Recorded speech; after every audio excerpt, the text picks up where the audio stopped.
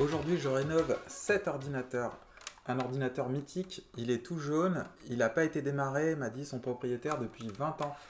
Donc je lui ai dit, attention, il est probable qu'il ne démarre pas, parce qu'à l'intérieur il y a des condensateurs qui ont tendance à faire des coulures d'acide, et quand l'acide ronge la carte mère, ça ne démarre pas. Alors ce que je vais faire, c'est déjà essayer de voir s'il démarre comme ça, et ensuite je vais changer les condensateurs. Un mot sur les types de condensateurs que je vais mettre. Ici vous avez les condensateurs. Donc là, il y a par exemple du 100 microfarad, du 22 microfarad. Ça, c'est les condensateurs qui sont à l'intérieur de l'Amiga 1200.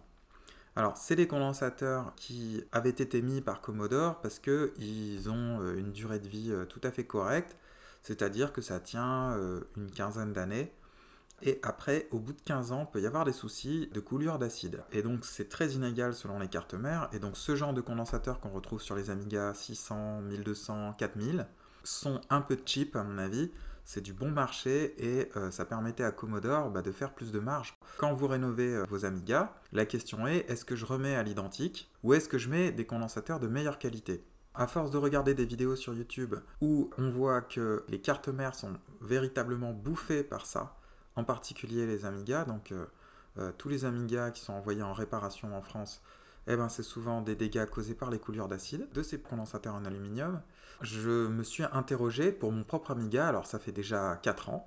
Je me suis dit, mais est-ce que je remets les mêmes qui vont à nouveau couler? Ou bien est-ce qu'on ne pourrait pas trouver, puisqu'il existe plein de types de condensateurs, des condensateurs plus robustes et qui ne provoquent pas ces coulures d'acide. Quand vous rénovez par exemple un Amiga 2000 ou un Amiga 3000, vous enlevez la batterie. On ne remet pas une batterie qui refait des coulures d'acide. Beaucoup mettent une pile, par exemple CR2032 à la place. Donc vous avez ici des condensateurs au tantal. Ils permettent de faire la même chose que les condensateurs que vous avez à côté en aluminium, mais sans coulure d'acide. Donc j'ai commencé à faire ça sur mon Amiga il y a 4 ans et j'en suis très content, c'est-à-dire j'ai pas eu de problème de stabilité ou quoi que ce soit. Je n'ai eu absolument aucun problème.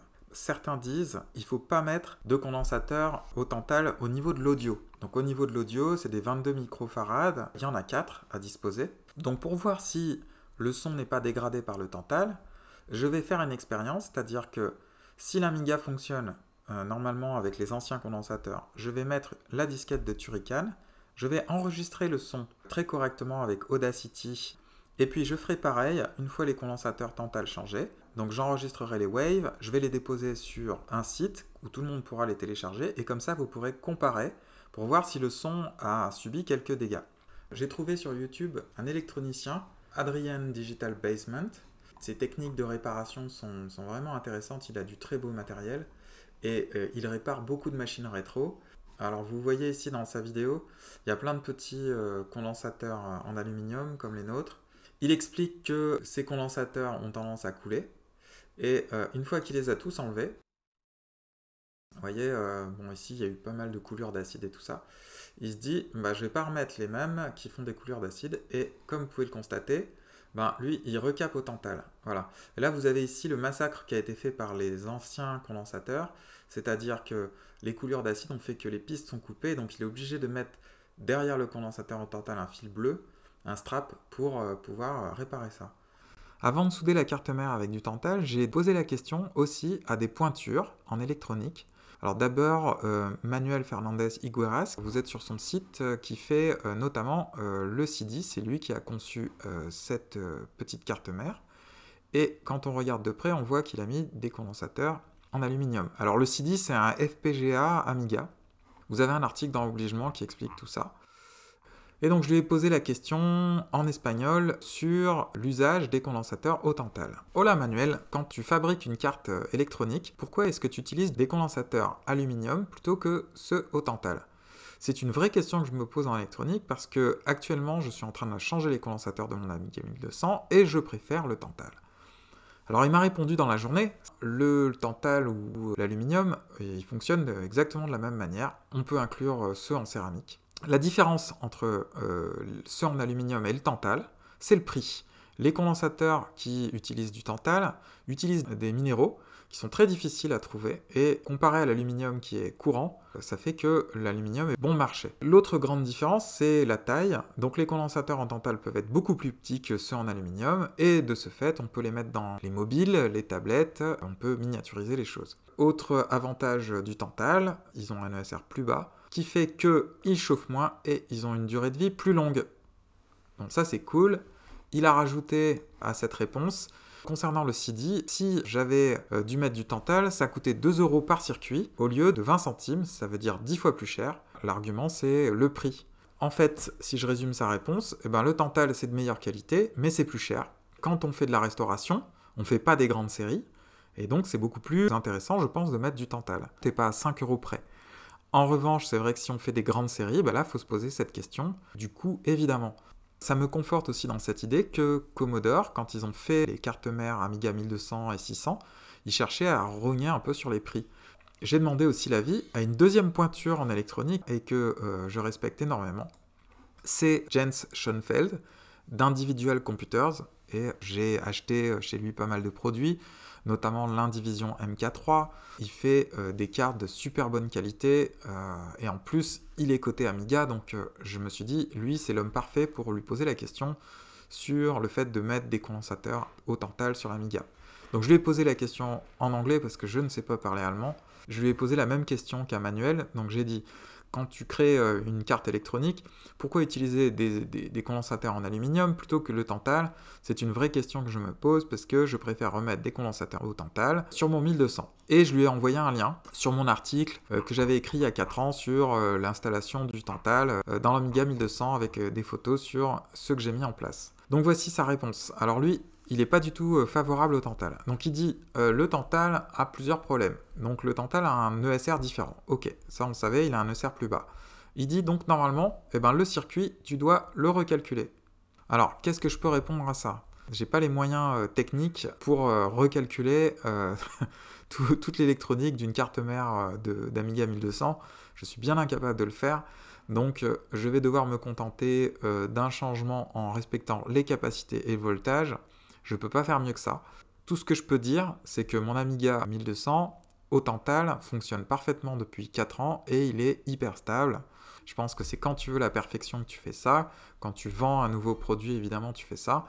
Mais là, sur de la restauration, je pense que ce n'est pas vraiment nécessaire. Le deuxième argument, c'est un argument écologique. Il dit il contient des métaux lourds, ce qui est un problème pour l'environnement. Donc il dit qu'il a arrêté de les utiliser dans les années 2000, parce que les recycler est quasiment impossible et nous avons une responsabilité pour la planète. Enfin, il dit « j'ai une responsabilité pour la planète aussi ». C'est vrai, c'est bien qu'il soit sensible à la question environnementale. Bon, après, lui, il va vendre des grandes séries de cartes, alors que moi, je restaure un Amiga dans mon coin. Donc là aussi, c'est pas bien grave si j'utilise juste ponctuellement ces condensateurs au tantal. Si je vendais des grandes séries, c'est vrai qu'il faudrait se poser cette question. Troisième argument, et c'est l'argument que j'ai souvent entendu, il dit qu'ils ne sont pas sécurisés quand on les met en place. Alors d'abord, ils peuvent surchauffer et brûler.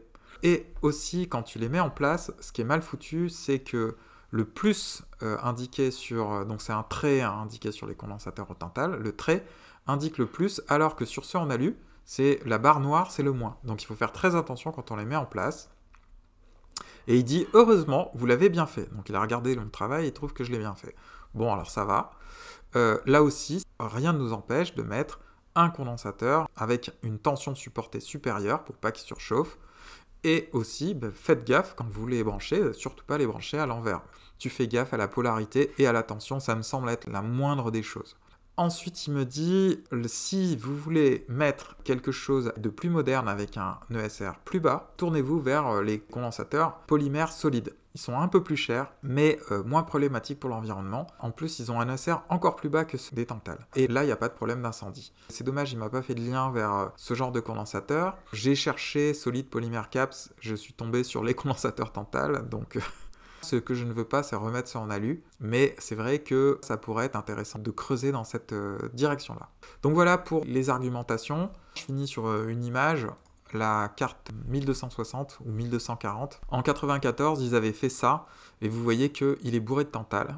Depuis donc 26 ans que cette carte existe, elle n'a jamais pris feu. Hein. Alors, va-t-il s'allumer? Je commence par l'écran. L'alimentation. Déjà, ça c'est une très bonne nouvelle, il s'allume. Le disque dur fait un petit bruit anormal. Ce que je vais faire, c'est juste changer les condensateurs. Et pour le disque, je pense pas que je pourrais le réparer, ça je sais pas faire. Je vais mettre une disquette de Turrican 2.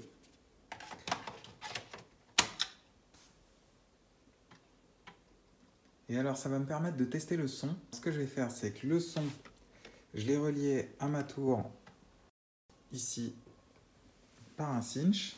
Et ici, j'ai Audacity. Donc Audacity va me permettre d'enregistrer le son. Et vous verrez bien s'il y a une différence entre le Tantal et les condensateurs traditionnels en aluminium chimique. Je vous fais écouter ce que ça donne.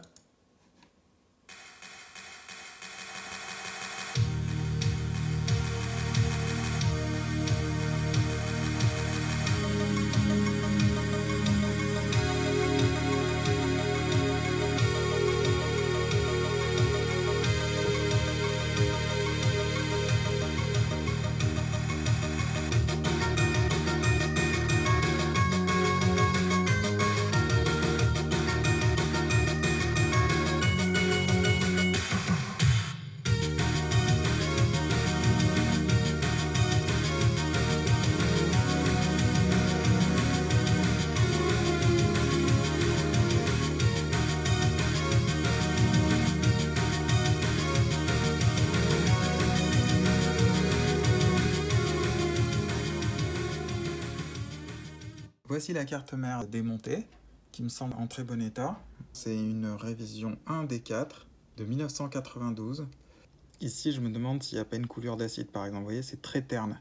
La soudure de ce côté devrait être brillante. Alors, je regarde de ce côté-là, c'est l'audio. Une fois les condensateurs dessoudés, voilà ce que ça donne côté audio. Donc, je vais les remplacer par des condensateurs au Tantal qui font une capacité de 22 microfarad et ils supportent jusqu'à 25 volts. Alors, la polarité, c'est très facile. La flèche qui est dessinée, j'ai plus qu'à me rabattre sur le trait qui indique le plus.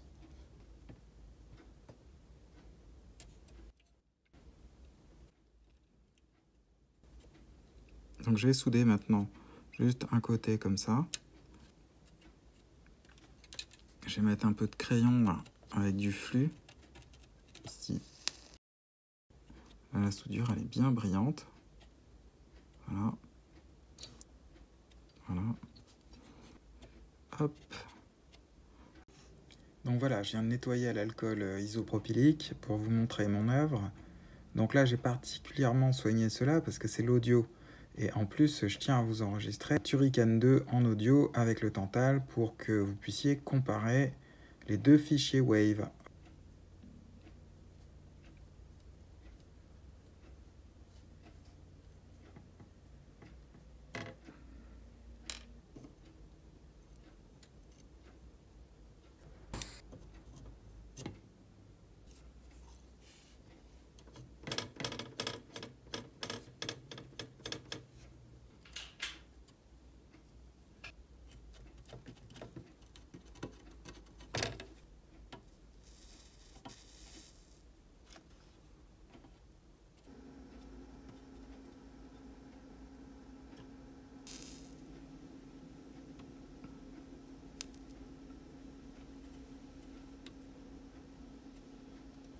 Je ne vais pas le retirer dans ce sens-là. Je le fais dans le sens de la longueur du circuit. Et comme ça, le circuit ne vient pas avec.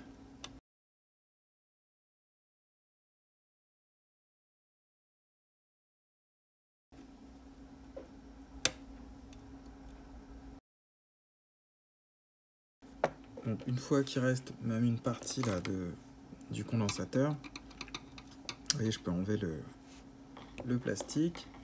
Je vais mettre un coup de soudure, de flux de soudure.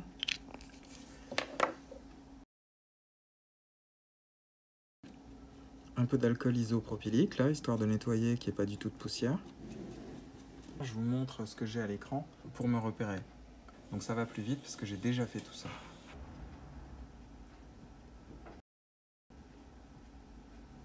Je mets un petit peu de flux de soudure. Je repasse un petit coup sur les soudures histoire de les rendre bien brillantes.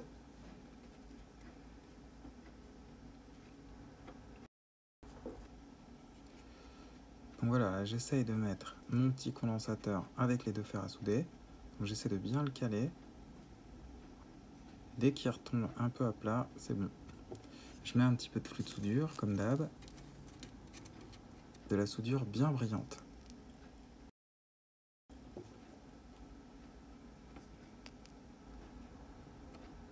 Donc j'ai donc changé ici les 3 condensateurs, voilà ce que ça donne.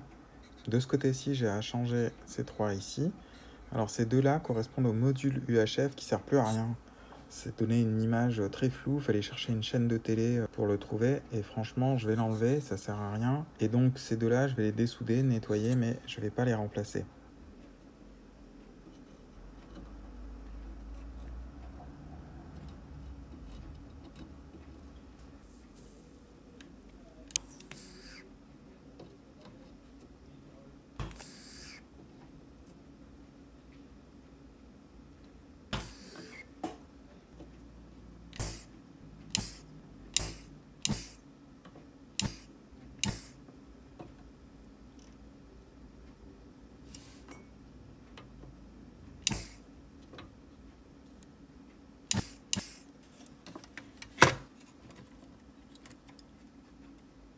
Voilà ce que ça donne une fois le composant dessoudé. Et de l'autre côté, je nettoie à l'alcool isopropylique. J'ai essayé de faire le plus propre possible. Je fais basculer d'un côté et de l'autre pour ne surtout pas déchirer la carte mère.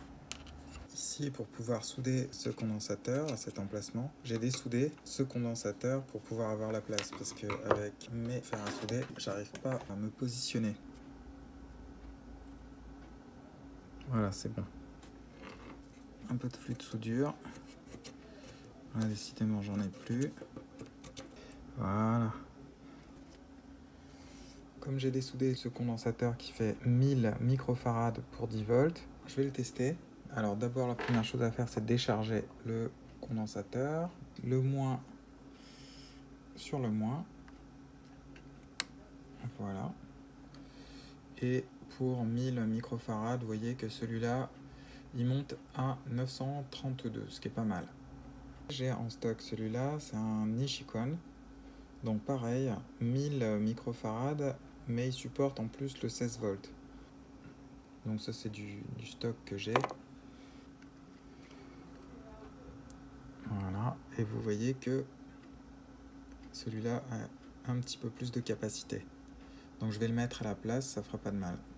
Voici le côté port IDE refait au Tantal. Ces deux condensateurs là, le C236 et le C239, ne sont pas nécessaires parce qu'ils orientent vers le port UHF. J'ai changé ce condensateur. Bon, au départ, je l'avais enlevé pour pouvoir souder proprement ce condensateur ici. Et ici, il n'y a rien parce que d'origine, il n'y avait rien. Voilà pour le côté port IDE. Et il me reste quoi à faire? Eh ben, il me reste ces deux-là et celui-là. Donc là, ça va être coton parce qu'ils sont très proches ici du plastique. Donc pour dessouder ça, ça va être... pour souder le nouveau condensateur, ça va être très très difficile. Donc voilà ce que ça donne une fois tous les condensateurs posés. Donc c'est assez propre. Et côté audio, je m'en suis pas trop mal sorti, surtout que dans cette zone-là, c'est très difficile d'arriver à souder sans faire fondre les plastiques autour. Pour l'arrachage, c'est relativement facile parce qu'on peut procéder sans fer à souder. Mais pour souder avec ça, il faut vraiment être à la verticale, c'est très compliqué. Voilà, donc en fait, tout est fini. Et là, je pourrais me dire, je vais remonter tout ça. Mais avant, je vais faire une vérification. Et la vérification, c'est le test de continuité. Donc ici, je mets le multimètre sur continuité. Donc le truc est simple, c'est que si les deux fils se touchent, je me mets sur les deux pôles et si ça sonne pas, c'est que c'est bon. Donc celui-là est bon par exemple. Celui-là, il est bien posé. Vous voyez? Voilà. Alors c'est pas que le condensateur est grillé, c'est juste qu'à force de souder et de le déplacer avec mes deux fers, eh ben, il a fait une piste dessous. Donc ça c'est la connerie. Donc celui-là ça va, mais celui-là ça va pas. Donc ça veut dire que là, il faut que je le refasse ça.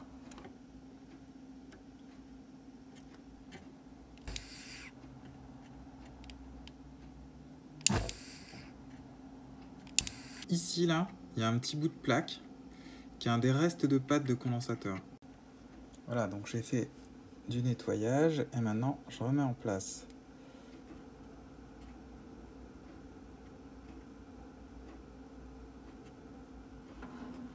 Comme ça de ce côté et comme ça de ce côté. Voilà, de manière à avoir une soudure bien brillante. Et voilà. Et on voit que c'est bon. Oh merde!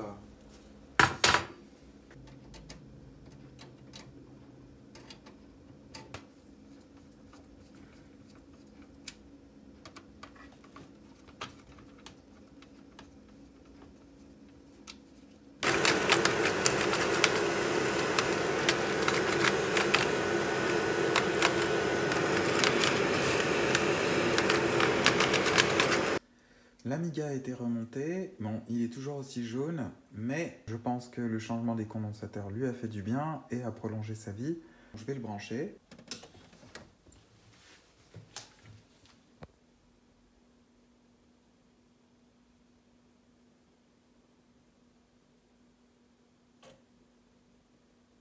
Et voilà, alors j'ai enlevé le disque dur, hein, donc c'est pour ça que peut-être qu'il a mis un poil plus de temps à démarrer, mais je pense pas grand-chose. Je lance le jeu Turrican. Du côté Audacity, j'enregistre. Donc c'est exactement le même réglage que j'avais avant.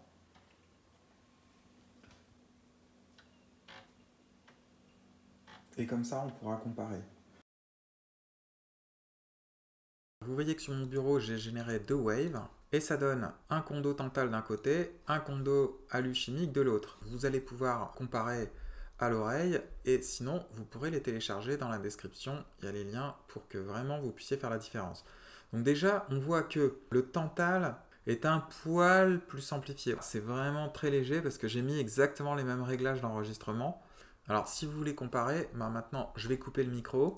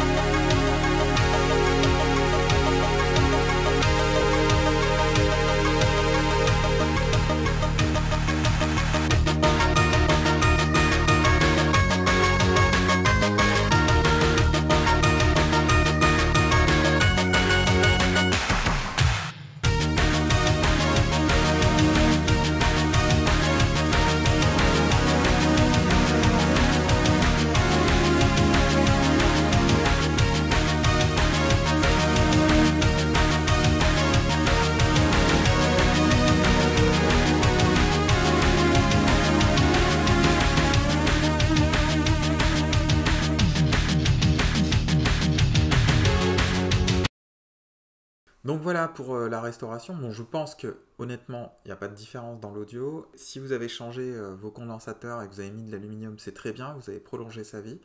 Mais je pense que maintenant, s'il y a un choix que vous devez faire, privilégiez plutôt le Tantal. C'est mon avis en tout cas, parce que vous n'aurez pas besoin de le refaire tous les 15 ans. Voilà, donc cet Amiga est donc rénové, et je vous dis à la prochaine.